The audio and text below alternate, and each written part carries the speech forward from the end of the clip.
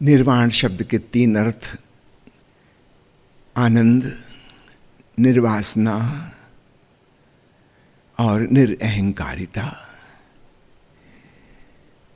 इन तीन में से किसी भी एक को हम पकड़ लें तो बाकी दो अपने आप उसमें आ जाते हैं।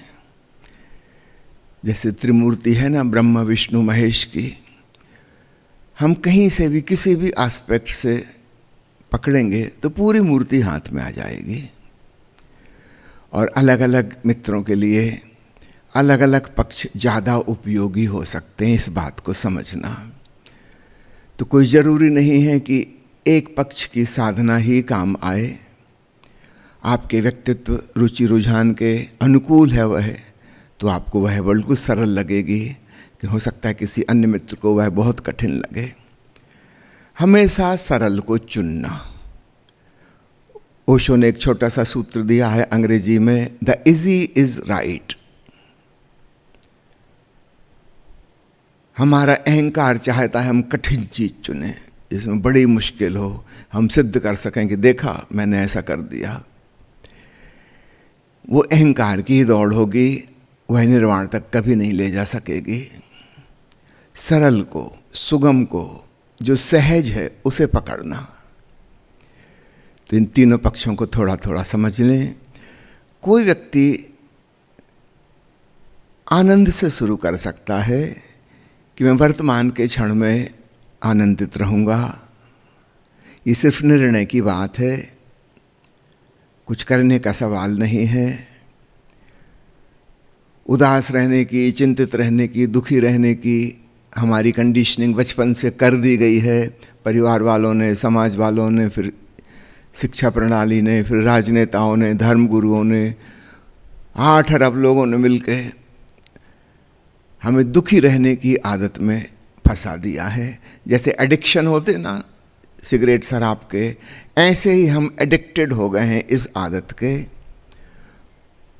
लेकिन अगर हम निर्णय कर लें तो याद रखना, आदत ने हमको नहीं पकड़ा है, हमने ही आदत को पकड़ा है। और हमने खुद भी नहीं पकड़ा है, दूसरों ने हमको पकड़वाया है। इसलिए छोड़ना बहुत आसान है। हम जिस क्षण चाहें तय कर लें कि मैं आज से ही प्रमुदित, प्रफुल्लित, प्रसन्न रहूंगा।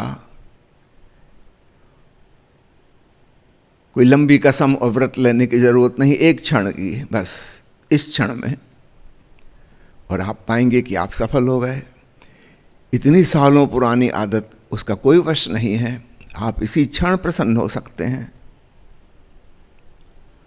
तब चाबी आपके हाथ में आ गई। अगर एक क्षण हो सकते हैं तो फिर 2 क्षण भी हो सकते हैं, फिर 1 घंटा भी हो सकते हैं, फिर 1 दिन भी हो सकते हैं, पूरी जिंदगी भी हो सकते हैं। यह समझ में आएगा कि कोई रोकने वाली चीज नहीं है, ये सिर्फ मेरा चुनाव है।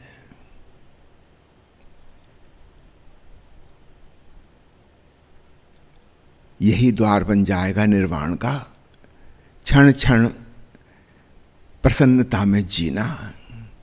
भगवान बुद्ध ने 4 प्रमुख सद्भावनाएं कही हैं, उसमें प्रमुदिता भी एक है। खुश रहना।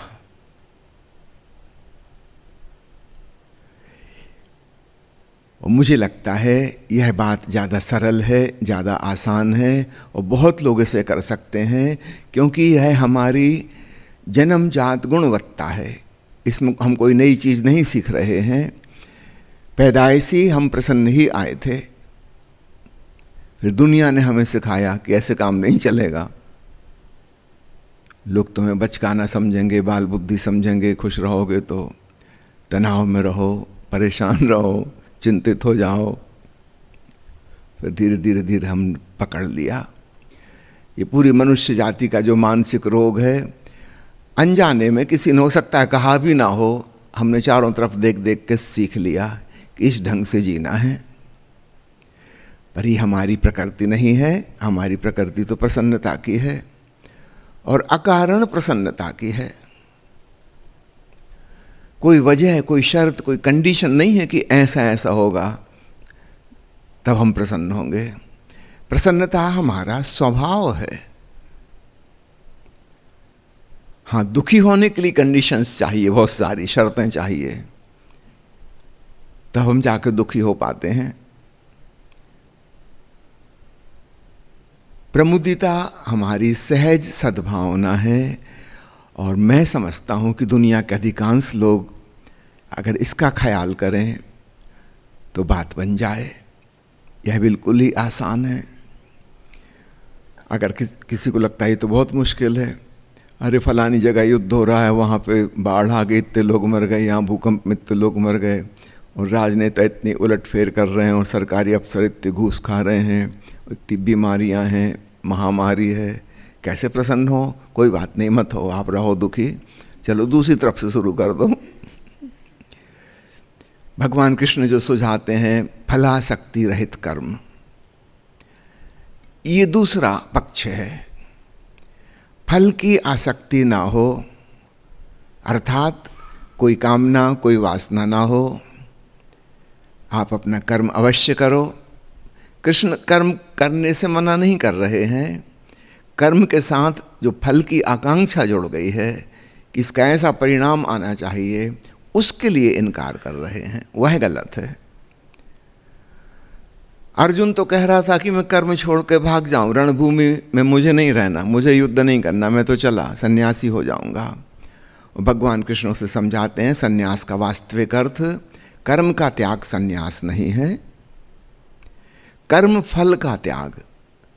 अब जरा सूक्ष्म बात है, कर्म का त्याग बिल्कुल स्थूल बात है, दूसरों को भी दिखाई देगा कि आप अपना परिवार छोड़ दिया, दुकान खेत खलिहान छोड़ दिए, नौकरी छोड़ दी, शहर छोड़ दिया, सबको दिखाई देगा कि आपने संसार के बाहरी कर्म छोड़ दिए, आप सन्यासी हो गए।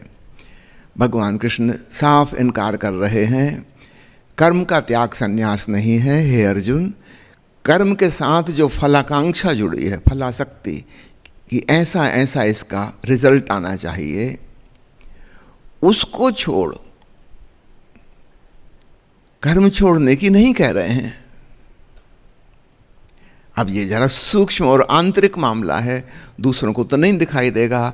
आप पहले की तरह नौकरी कर रहे हैं, पहले की तरह व्यापार कर रहे हैं, दुकान चला रहे हैं, घर गृहस्थी संभाल रहे हैं, सब कुछ, सारी जिम्मेवारियां आप पहले की तरह निभा रहे हैं, लेकिन भीतर भीतर भीतर अब फल की कोई आकांक्षा नहीं रही, अर्थात आप निब्बाण,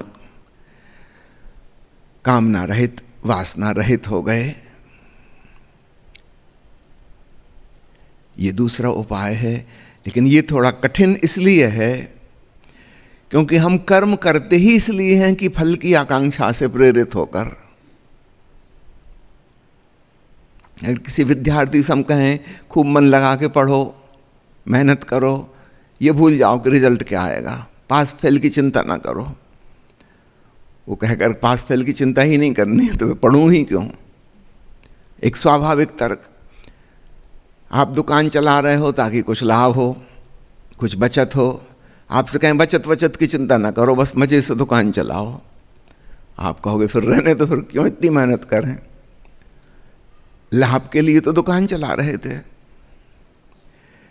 इसलिए मैंने कहा भगवान कृष्ण की बात सही है किंतु थोड़ी कठिन है, क्योंकि हमारा मन जो तर्क देता है, हम तो कामना की वजह से कर्म करते थे, हमें कोई कर्म करने का शौक थोड़ी है।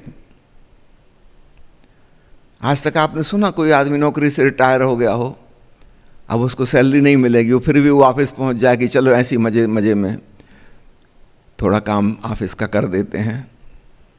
आज तक मैंने नहीं सुना कि किसी ने ऐसा किया हो कि ठीक है आप सैलरी मत देना, हम काम करने के लिए आते रहेंगे। हम तो सैलरी पाने के लिए नौकरी कर रहे थे, नौकरी करने में हमारा कोई रस नहीं था, उस पर तो हम नाराज़गी थी, मजबूरी थी, लाचारी थी, तो किसी प्रकार हम बचना चाहते थे। दो प्रकार से हमने कर्म से बचने की कोशिश की है। कर्म हमारी दृष्टि में निम्न कोटि का है, क्योंकि हमने देखा कि साधु सन्यासी कर्म नहीं कर रहे, और हमने देखा राजा महाराजा वे कर्म नहीं कर रहे, तो बहुत अमीर आदमी काम धाम नहीं करता, तो समाज के दो आदरणीय वर्ग काम धाम नहीं करते। तो हमारे मन में कर्म करना निम्न कोटि का हो गया और हम भी महत्वाकांक्षा करने लगे कि काश हमको भी कुछ ना करना पड़े। तो एक उपाय तो धार्मिक लोगों ने खोज लिया था कि संसार का, बाजार का, घर गृहस्थी का त्याग ही कर दिया कर्म से बचने के लिए। याद रखना, कृष्ण की बात उन्होंने भी नहीं सुनी थी, भले ही वे कहते हो कि हम तो कृष्ण के भक्त हैं। भक्त नहीं हैं, वे अर्जुन के भक्त हैं, वे रणभूमि छोड़कर भाग गए। दूसरा उपाय कर्म से बचने का विज्ञान ने किया।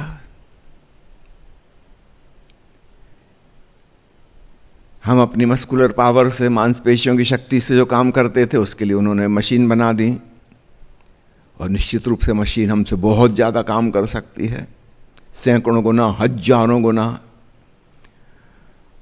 और आधुनिक युग में अब आर्टिफिशियल इंटेलिजेंस का निर्माण हो रहा है, होता ही चला जा रहा है, तीव्र गति से बढ़ रहा है, ताकि हमें बौद्धिक कार्य भी ना करना पड़े।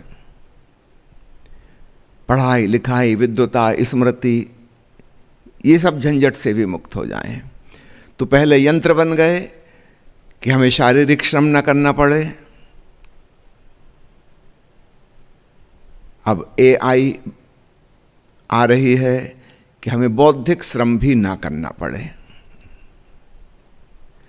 तो श्रम से बचने का एक दूसरा उपाय विज्ञान ने खोजा, एक धार्मिक, तथाकथित धार्मिक लोगों ने खोजा था। पर याद रखना, कर्म की शक्ति और ऊर्जा और प्रेरणा हमारे भीतर है, हम उसको अवॉइड नहीं कर सकते। हम कुछ ना कुछ करेंगे और जब कोई ज़रूरत नहीं रहेगी कर्म की, तब हमारा कर्म पागलपन का रूप ले लेगा। ज़रूरत है नहीं हो फिर भी हम कुछ किए चले जा रहे हैं, सिर्फ झंझट और उपद्रव होगा। आज तक हम कर्मठ लोगों को बहुत सम्मान देते रहे क्योंकि उनके ऊपर हम निर्भर थे। नारे लगाने पड़ते, जय जवान जय किसान, ताकि उनको मोटिवेशन मिलता रहे। हम आराम से बैठे रहें, वो लोग मेहनत करते रहें, उनको इज्जत तो कम से कम देनी ही पड़ेगी।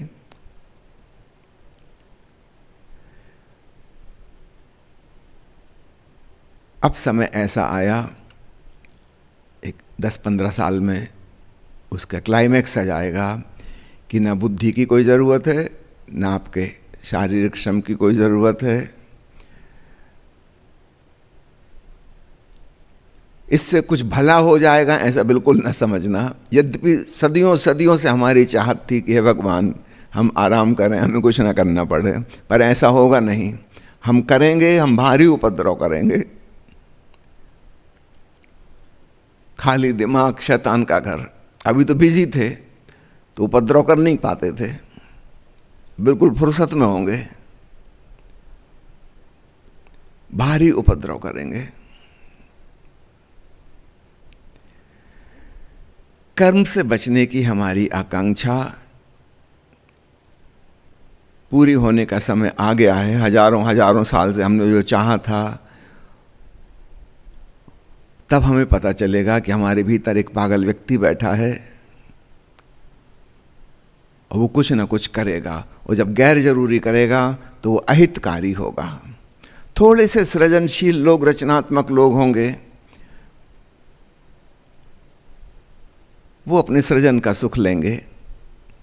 सृजन का मतलब है कि ऐसे काम जिससे दूसरे को कोई बाधा नहीं पहुंचता। एक आदमी को कविता लिखने में मजा आता है, वो बैठा लिखता रहे चुपचाप, बस इतनी कृपा करे किसी को सुनाए ना, तो पर्याप्त, हम उसकी इज्जत करेंगे, बहुत अच्छा आदमी है। अगर वो सुनाने की जिद करेगा तो फिर हम उसको बर्दाश्त न कर पाएंगे।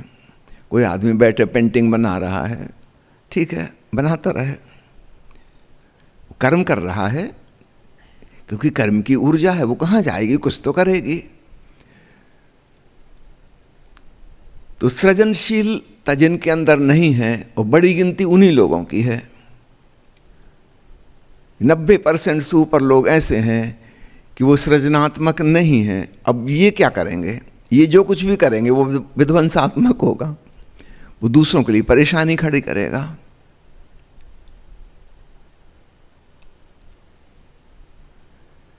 इसलिए मैंने कहा दूसरा उपाय फलासक्ति रहित कर्म है, बिल्कुल सही, लेकिन थोड़े से लोगों के काम आ सकेगा जो बिना फल की आकांक्षा के कुछ कर्म करते हों, और इसमें वही 10% सृजनशील लोग आएंगे। वो कहेंगे हमको तो कविता लिखने में ही मज़ा आता है, हमको तो गीत गाने में ही मज़ा आता है, कोई सुने ना सुनो उससे मतलब नहीं है, कि हमको तो नाचने में मज़ा आता है। निश्चित रूप से वो किसी को परेशान नहीं कर रहे हैं, उनको अपने संगीत लगा के नाचने दो। ऐसे लोग के लिए भगवान कृष्ण का रास्ता सही पड़ेगा, लेकिन उनकी प्रतिशत बहुत छोटी होगी। तो सीधा सीधा हम आनंदपूर्ण कर्म करें, हम आनंदित रहने की हुनर सीख जाएं, जो कि हम भूल गए हैं, ऑलरेडी हमारे भीतर है, उसका रिमेंबरिंग करना है, बस पुनः स्मरण। वो कोई नई बात नहीं है, इसलिए बहुत आसान है, अधिकांश लोग इसे कर सकते हैं। फिर से अपने छोटे बचपन की याद करें। आप बेवजह खुश थे, हाँ, आपको डांट डपट के चुप कराया गया, हल्ला नहीं मचाओ, शोरगुल नहीं करो, भाग दौड़ नहीं करो, चिल्लाओ नहीं, गाना नहीं गाओ। धीरे धीरे धीरे आपको मार पीट के सभ्य आदमी बनाया गया, एक दुखियारा इंसान। सभ्य मतलब सभा में 4 लोगों के बीच जो उठ बैठ सके। तो बच्चा जैसा आया था बिल्कुल असभ्य था, उसको सभ्य बनाने की हमने खूब कोशिश की, बेचारा बन गया।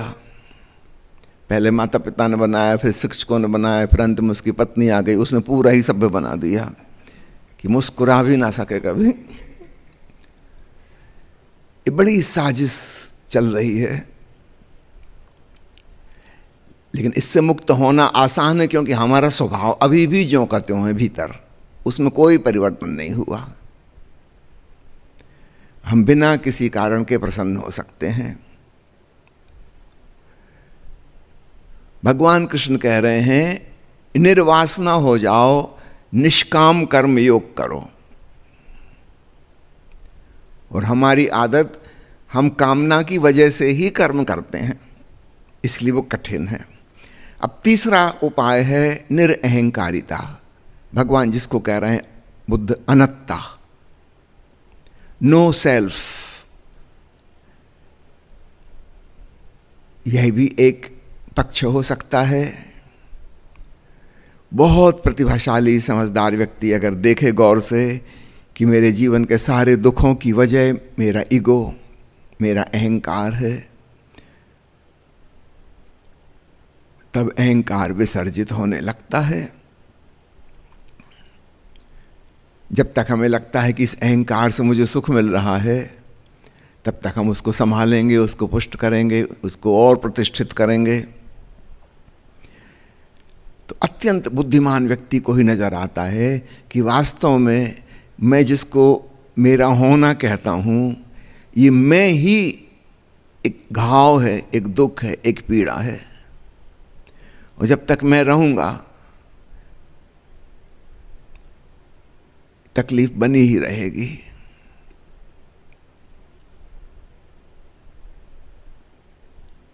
मैं का मतलब है मैं जगत से, अस्तित्व से भिन्न हूँ, पृथक हूँ, और मुझे संघर्ष करना है, और मुझे लड़ना है, और मुझे जीतना है।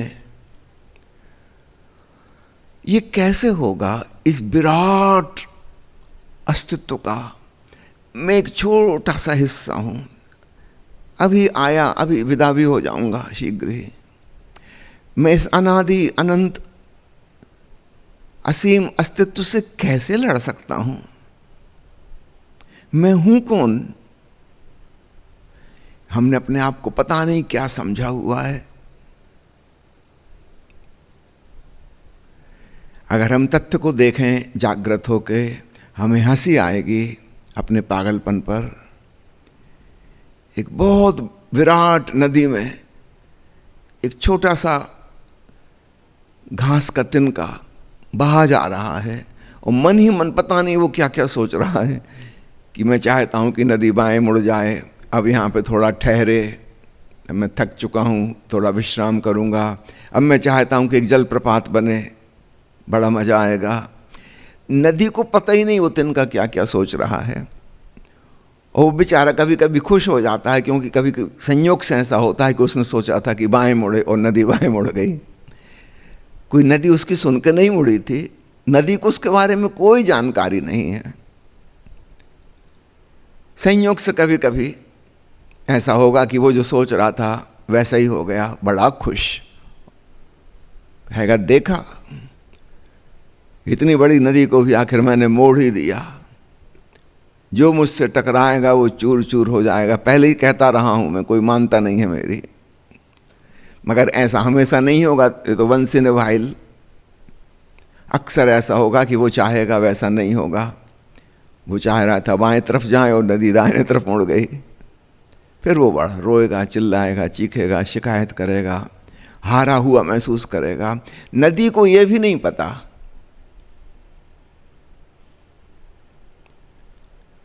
ये उसके भीतर की कहानी बस वो ही जानता है। और कहीं उसने अपने आप को अलग मान रखा है।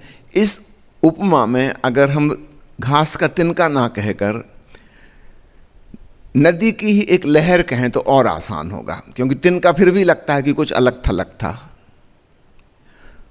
बहती हुई नदी में स्वाभाविक रूप से लहरें उठ रही हैं, गिर रही हैं, और जब उठी हुई लहर है वो अपने आप को अलग मानने लगे, वो क्या पता मानती ही हों। जब हम बुद्धिमान प्राणी तक ऐसा मानते हैं तो लहर भी मानती होगी कि निश्चित रूप से अन्य लहरों से तो मैं अलग हूँ।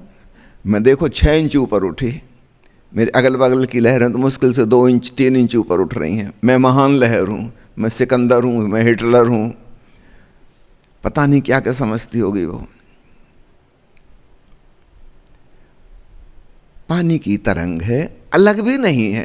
तिनका तो फिर भी अलग लगता था। क्या इस लहर के हिसाब से ये नदी चलेगी कि लहर को नदी के हिसाब से चलना होगा?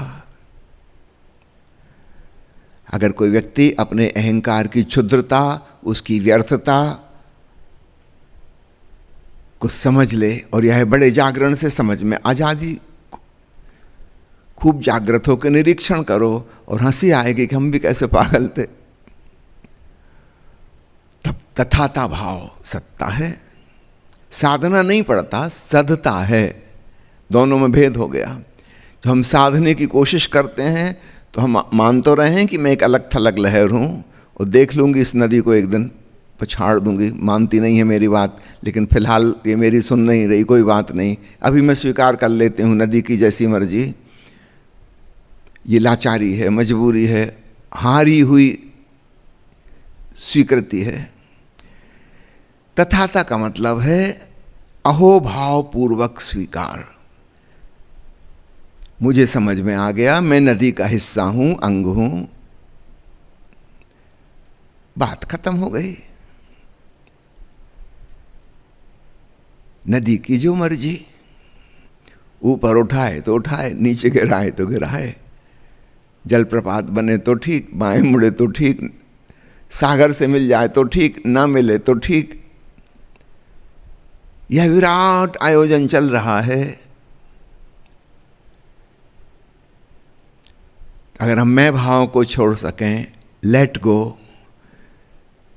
भगवान बुद्ध नास्तिक शब्दावली का प्रयोग करते हैं तो परमात्मा के प्रति समर्पण तो नहीं कह सकते, वे कहते हैं तथाता भाव।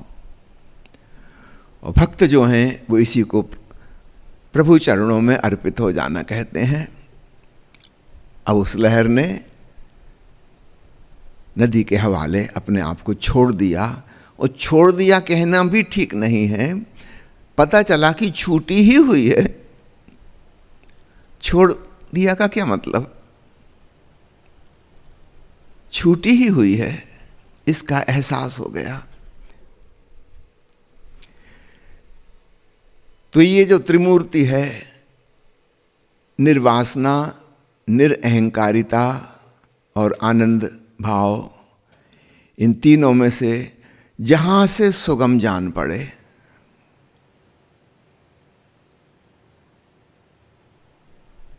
वहाँ से पकड़ दो। परिणाम स्वरूप तीनों घटित हो जाएंगे,